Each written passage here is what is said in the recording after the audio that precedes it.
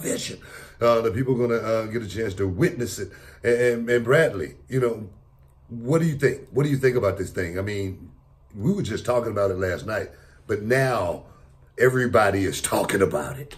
I mean, it's a huge step for NXT and for WWE. They've been on the network in that same time slot for, you know, I don't know, a couple of years now, 3-4 years, Yeah. and doing the takeovers. Everyone loves the takeovers. And I think, though, I'll tell you this, NXT is more than a developmental brand now. Oh, man. It's not that anymore, right? I mean, this is a main roster, you know, worldwide televised product that's going to have to be at the same level as Raw, SmackDown, which means the matches are going to be at the same level of Raw, SmackDown. And I honestly wouldn't be surprised if we see Raw and SmackDown stars on NXT more often. Well, I mean, I don't think it'll hurt or anything like Right. that. But I think it's great to keep it separate. I wouldn't want to mix and mingle that. No, I'm saying it when because I'm thinking when they go to Fox, they're going to try to redefine those rosters again. Right. But I wouldn't be surprised if NXT's treated like ECW was. Remember when ECW was on? Yeah. They treated it like a third brand, so you had big stars on that brand. I'm not saying that. I'm just saying NXT is such a hybrid.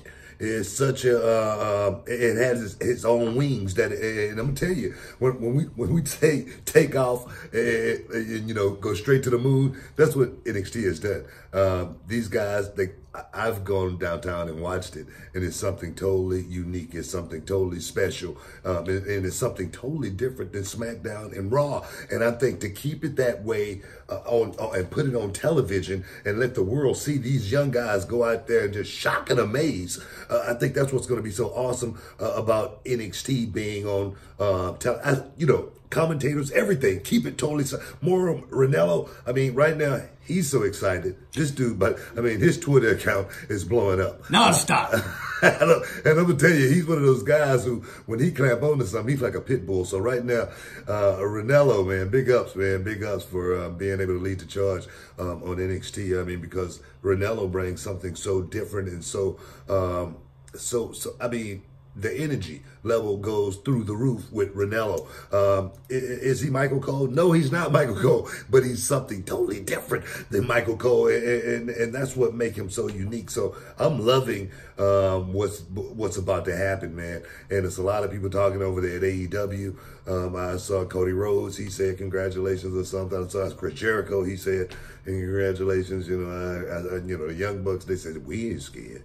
You know what I mean? Ain't never scared. You know what I mean? And so right now, did it come out of the blue?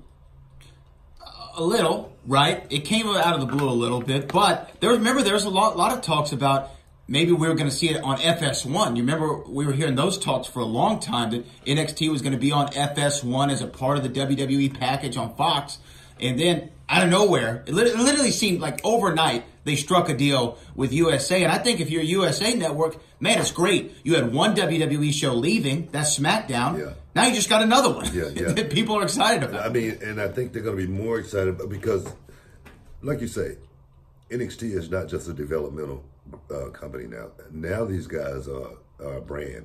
NXT is going to be able to go all over the world and be able to draw. I mean, can you imagine that? Now they got 3 crews on the road at the same time. Now, from what I hear, NXT is going to stay, their television's going to stay in Florida, but they're still going to do the tours that they've been doing. That's what I'm saying. I mean, the tours are only going to get bigger now. Now these guys, I mean, now guys, you know, just to say, for instance, some of these guys, young guys that's in NXT, they may never go to the, you know, SmackDown or Raw. Their careers may stop right there in NXT, and it may be a great thing for them. You never know. Well, we've seen certain talent, you know, not really translate the same that they did in NXT in that Full Sail Arena on, you know, these other shows. So now they can harness that magic. Like the Adam Rose. The Adam Roses of the world. There's been others. But now they can harness that magic and keep it forever inside of NXT. And guess what? Now you got 2 hours, so you can get more time, longer matches, more stars on every episode. And you get it on worldwide television. As well as, man, the competition is about to go up. And I say that because I know what's about to happen right now. And I ain't talking about AEW at all. I'm talking about that NXT locker room down there. Because only the cream is going to rise to the top. All the rest of those guys, man, they're just going to be there stewing. You know what I mean? Just, trying to figure out how am I going to get out of this sand pit. Man, I got to figure out how to get over that wall, man, because, I want to get to the main roster. I want to get to WrestleMania. And I think at the end of the day, that's what it's going to be about with those guys, man. So the competition is about to blow up as far as that roster goes, man. But you also brought up the competition. I mean, we can't ignore the competition on Wednesday nights. Now you're going to have two competing wrestling shows again on the same night at the same time. Yeah. How do you think that, and I know you're not over there, so you don't know, but how do you think, other than what we've seen on Twitter, people at AEW took the news? I mean, to me, I wouldn't be too pleased if I'm trying to launch a new television show and now I got a similar show on the same time on another network, right? Honestly, if I'm a businessman, I'm not happy at all. I mean, we got Reality of Wrestling, and we do it every month, man. We film right there in Texas City every month. Can you imagine a group bigger than us come setting up in Houston, and they do a show every month, and they bringing in, stars, and paying big money, and they got doing them at the arena theater or whatever. Can you imagine that competition that I would be about to lose my mind. I'd be pretty upset. I would be upset. I would be really upset. You know what I mean? I'm talking about Bugsy Siegel upset. You know what I'm saying? Tommy gun. I'm just playing. But my thing is this. The war is on. No matter what anybody out there say. The war is on. As far as one side against the other, I wouldn't call it that. But I would say, only the strong is going to survive at the end of the day. With WCW, when they were in this war, one thing I can say about when WCW was in this war, and look here, before anybody take this the wrong way, don't take it the wrong way.